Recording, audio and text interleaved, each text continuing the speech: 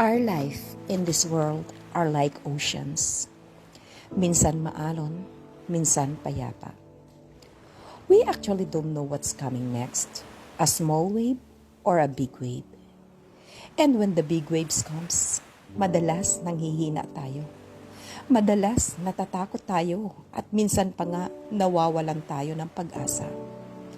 Pero tandaan po natin that God placed the sun as a boundary for the sea, a perpetual barrier that it cannot pass. Though the waves toss, they cannot prevail. Though they roar, they cannot pass over. Kung titingnan po natin ang isla na yan sa gitna ng karagatan, makikita natin that it is separated on the surface, but it is connected in the deep. Kaya nga, kahit ano pa mang lakas ng hampas ng alon, patuloy siyang nakakapit at patuloy na nagiging matatag. Ganon din sa buhay natin. Kung patuloy tayong magtitiwala kay Lord, kung patuloy lang tayong kakapit sa Kanya, kahit ano pa mang pagsubok, kahit ano pa mang hirap, lahat yan mapapagtagumpayan natin.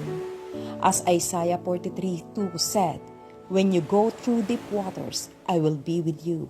When you go through rivers of difficulty, you will not drown." Tandaan po natin.